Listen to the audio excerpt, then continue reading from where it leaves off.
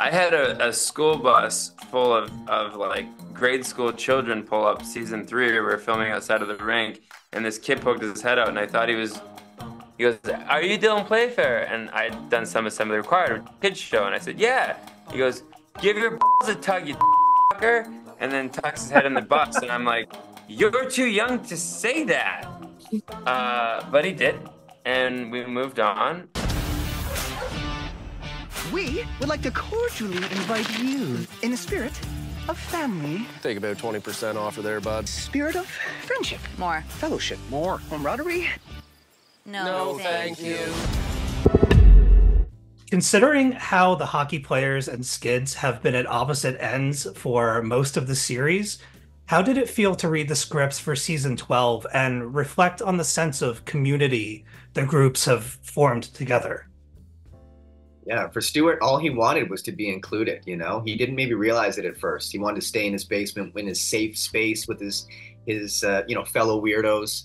But over the course of the seasons, I think he realized what the community was for him. And the more he got invited out to Mondine's and different parties and different gatherings, he did realize that this community, while we all maybe don't get along all the time, it is extremely important to each member is to have the support of each other.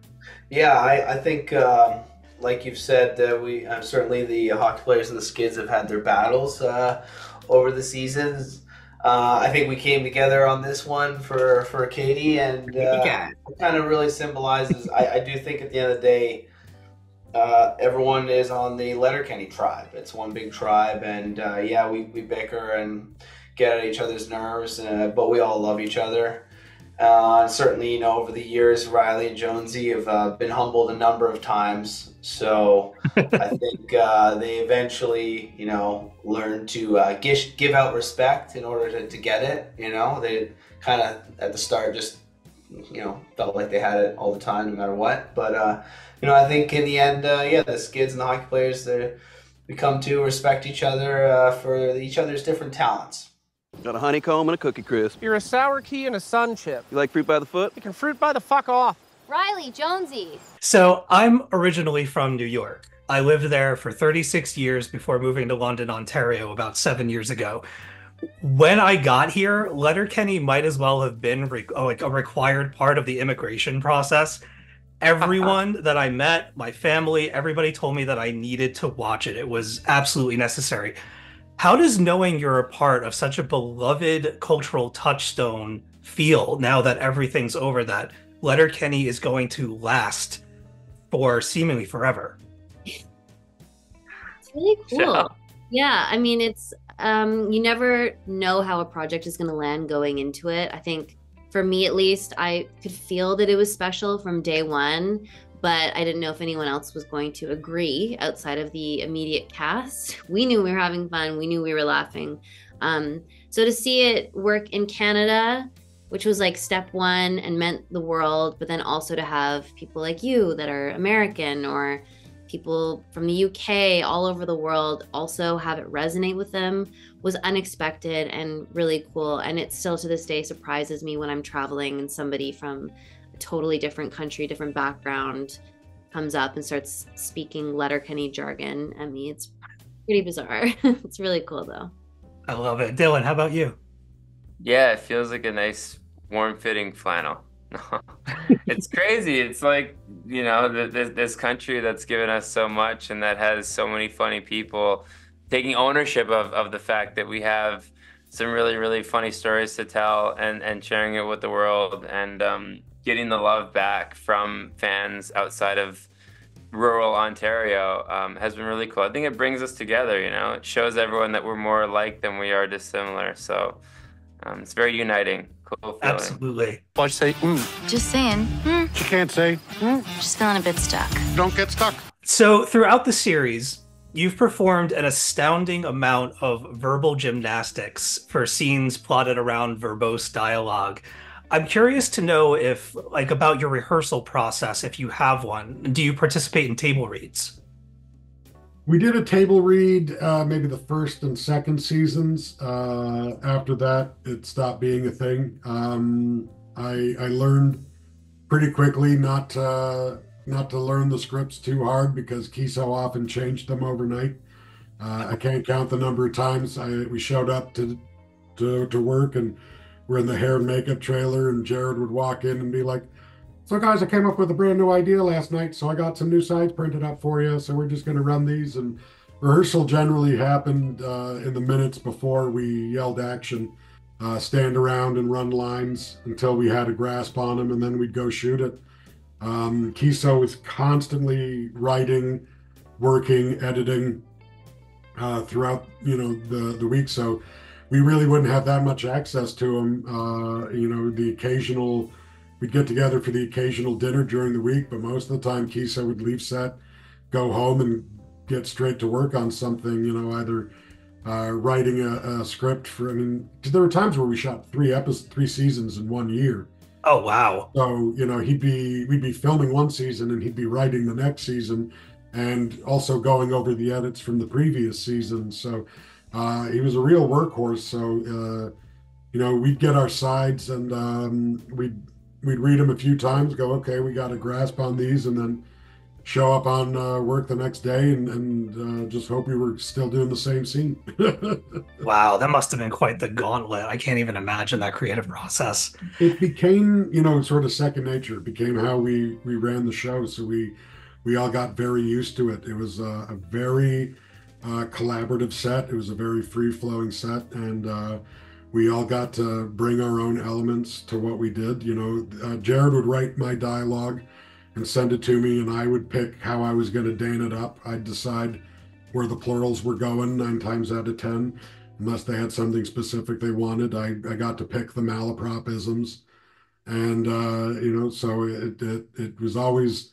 I always felt like I was adding something every time we sat down. What do we do now?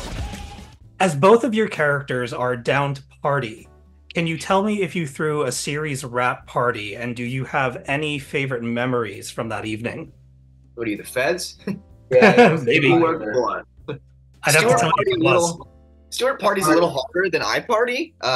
Different type of party. But yeah, our cast was known to have a good time.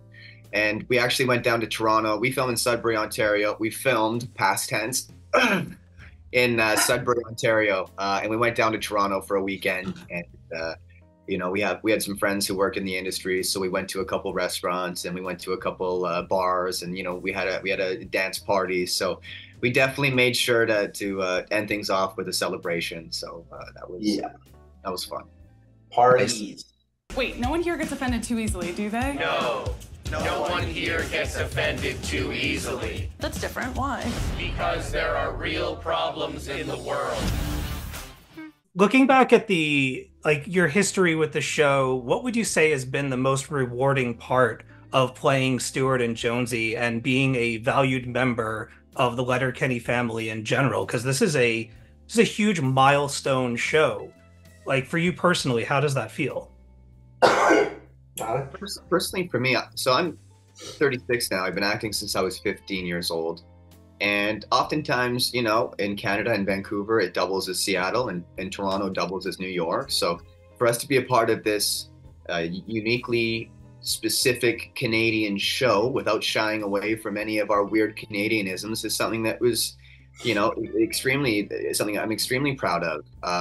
We got to keep the oots in a boots and our weird, colorful money. And it's nice to go to travel different cities across America and the world and have them love our show for exactly what it is, which is a small town Canadian comedy. For me, it was the first TV series I'd ever done, and I mean everything Tyler said I agree with, and it was just, I think for me it was I was growing up as a young man while filming this show, and it's part of my identity is, and some of the, I think I just look back and I'm just very proud of what we did as a crew. And obviously any actor, it's a dream to be on a show that's had such an impact in Canada and in the United States and all the other places. And I mean, to provide laughs for people, I think it's particularly special.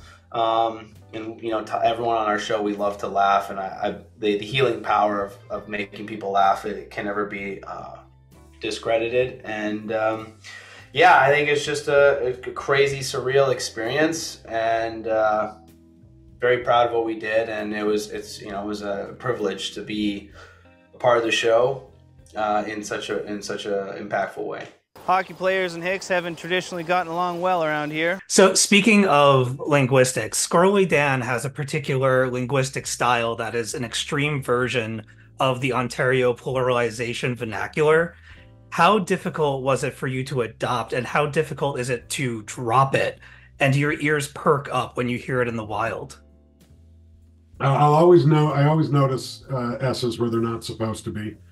It was something I brought to the character. I wanted to do something different from what Nate and Jared were already doing with their characters. And I'd been traveling Canada, playing small towns for most of my career as a stand-up at that point. So I'd met hundreds of guys who didn't quite have a grasp on English, even though it was their first language. And so it was something they let me play around with and really decide what was going to be Dan's voice. And it was never too difficult. The hard part was sometimes deciding which word was the funnier word to mess up, or where was the funnier S. You're stuck. Like, it's the whole town with that phrase.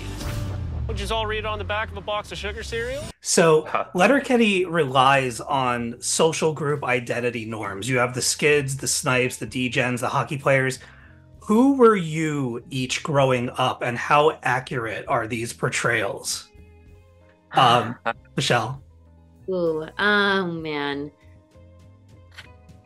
If there had been like a drama improv crew squad, that's the squad I would have been in. I wasn't a Hick, I wasn't a hockey player, I wasn't a Skid, although I love dancing. So you know what? I'm gonna go Skid because I like to dance. Nice. How about you, Dylan?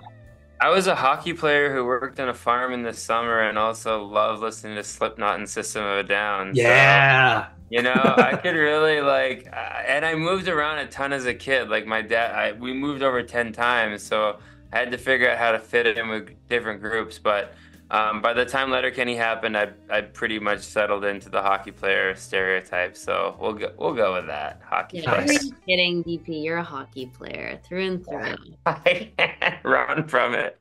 All the times you've been there for us, And all the times we've been there for you. we just want to say that you have our respect. So did you keep anything from the set as a memento of your time in Letterkenny, like an Letterkenny Irish jersey or Katie's gorgeous black hat from the Sundarts music video? Do you have anything that you kept? I do have the Sundarts outfit tucked away in the very back of my closet. I kept a lot of the wardrobe pieces. The shorts are also tucked away with the leather bikini. So yeah, I have some. I kept the Doc Marten boots, Katie's Doc Martens. I had to keep those, of course. So yeah, mostly wardrobe pieces for me. Yeah, I kept the original sunglasses and some of the shorts and the tank tops. the rest of them, I think, they might be in a safe somewhere in Toronto. I don't know. Do you keep any of the tank tops? Yeah, a couple. The ones that fit good.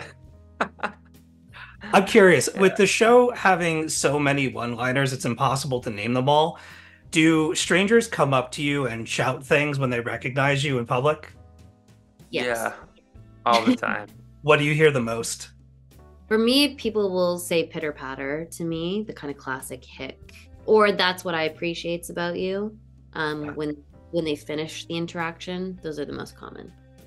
Yeah, I don't know how R-rated this is or not, but you asked the question and you seem Letterkenny, so I'll tell you.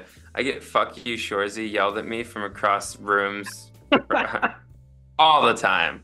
I had a school bus full of like grade school children pull up season 3. We were filming outside of the rink, and this kid poked his head out, and I thought he goes, "Are you Dylan Playfair?" And I'd done some assembly required kids show, and I said, "Yeah." He goes, "Give your balls a tug, you tit fucker," and then tucks his head in the bus, and I'm like, "You're too young to say that."